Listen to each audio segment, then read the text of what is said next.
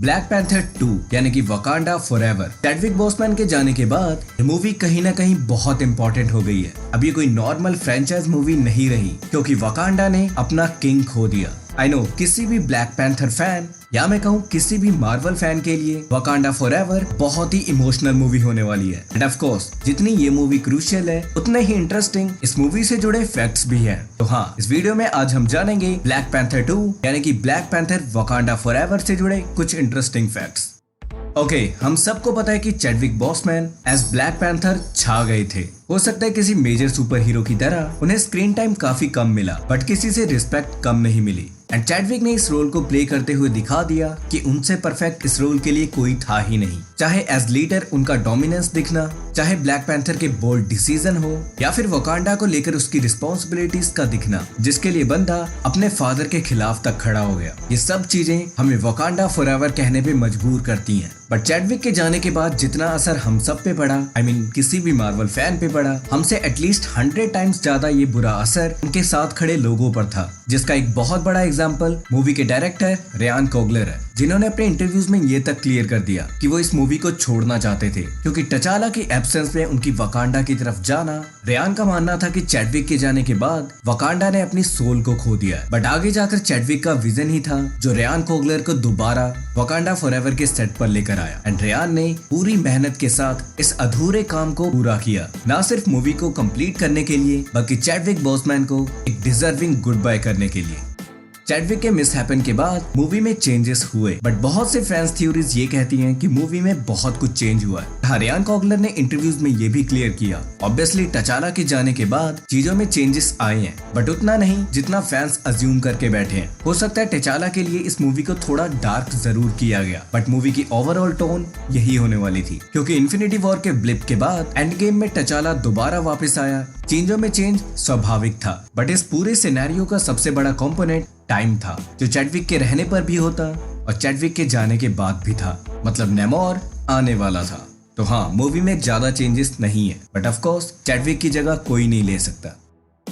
नेमोर, जिसके लिए आज के टाइम पे हम इतने ज्यादा हाइप अप हैं, स्पेशली कॉमिक बुक के फैंस। एंड जिस तरीके से ट्रेलर में नेमोर को दिखाया गया वो सच में लिटरल बैडएस है। बट क्या आपको पता है कि नेमोर को हम इससे पहले यानी कि वकांडा फॉरएवर से पहले फर्स्ट ब्लैक पैंथर मूवी में देखने वाले थे, जहां केविन फेगी ने इस बात को क्लियर किया कि रियान कोगलर नेमोर का आइडिया फर्स्ट मूवी के साथ ही लेकर आए थे, जहां ये तक डिसाइड कर लिया गया नेमोर का एक पोस्ट क्रेडिट सीन होगा। बट ऑफ कोर्स वो चीजें उतनी ज्यादा सेटअप नहीं बैठ रही थी, मतलब मूवी के टाइमलाइन में काफी डिस्टर्बेंस हो रही थी। इसके चक्कर में केविन फेगी ने उस आइडिया को पोस्टपोन कर दिया एंड फाइनली हम नेमोर को वकांडा फॉरएवर में देखने वाले हैं। मतलब नेमोर का आइडिया बिल्कुल भी नया नहीं है।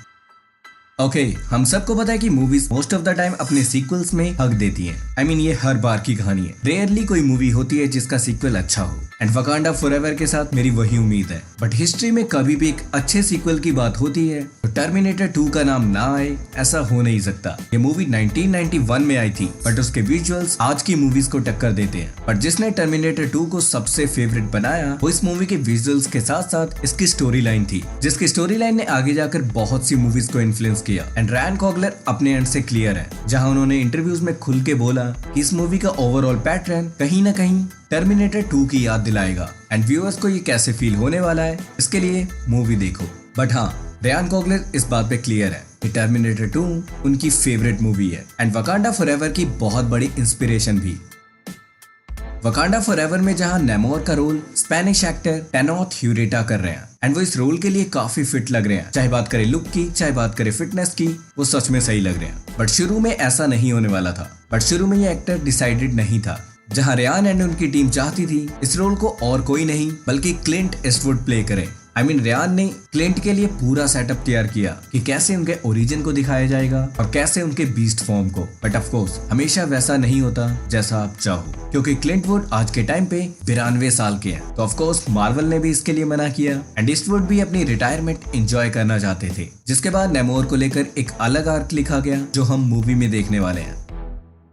खैर, अब ये कोई स्पॉयलर्स तो रहा नहीं कि नया ब्लैक पैंथर और कोई नहीं बल्कि शूरी है। यानी कि लेटिटिया राइट। मतलब लेटिटिया पर अब जिम्मेवारी बढ़ गई है, क्योंकि अब वो ना सिर्फ वकांडा की साइंस एंड टेक्नोलॉजी को देखेगी, बल्कि अब वकांडा को बचाना भी उसी को है। जिसके अलावा हमें पता है कि ब्लैक पैंथर कितना अजाइल कैरेक्टर है, लेटिटा को भी अजाइल होना पड़ेगा, जिसके थोड़े बहुत मूव्स हमने ब्लैक पैंथर 1 में देखे थे, बट यहाँ बात थोड़ी और बढ़ गई है। मतलब लेटिटा का रोल अब और ज्यादा चैलेंजिंग हो गया एंड इसी चैलेंजेस के साथ साथ उनके हिस्से में काफी इंजरीज भी आई, जिसकी वजह से पूरा प्रोडक्शन 4 महीने तक रुक गया। बट इसके बाद भी लेटिटा ने साबित किया कि मुश्किलें इंसान को स्ट्रॉन्ग बनाती है, ना कि वीक। वकांडा फॉरएवर डैनियल कालूया के फैंस के लिए कहीं ना कहीं डिसअपॉइंटिंग होगी, क्योंकि वकांडा फॉरएवर की डेट्स कहीं ना कहीं मूवी नोप के साथ क्लैश कर रही है। प्रोडक्शन के टाइम पे एंड कालूया के पास ऑप्शन था या तो वो ब्लैक पैंथर को चुने या फिर नोप को, एंड ही चूज्ड नोप। वैसे नोप अब तक देखी नहीं मैंने, बट ऑफ कोर्स जॉर्डन पेले की है तो मूवी में दम तो होगा। एंड इसके अलावा भी बहुत सारी बातें मीडिया में आई हैं, जहां कुछ सोर्सेज का मानना है कालूया ने इस मूवी को क्रिएटिव डिफरेंसेस की वजह से छोड़ा। रीजन कुछ भी हो, फैंस उनको मिस करेंगे। तो गाइज ये थे कुछ वकांडा फॉरएवर से जुड़े interesting facts. As you know कि अभी तक मूवी रिलीज नहीं हुई है। ऑफ कोर्स मूवी के रिलीज होने के बाद हमारे रिव्यूज और ज्यादा इंटरेस्टिंग फैक्ट्स भी बाहर आएंगे, बट ऑफ कोर्स इसके लिए आपको चैनल पे रहना पड़ेगा। तो हाँ, जस्ट इन केस अगर आप इस वीडियो को अब तक देख रहे हो तो चैनल को सब्सक्राइब करो यार। मिलते हैं अपने किसी और वीडियो में। Tata bye bye.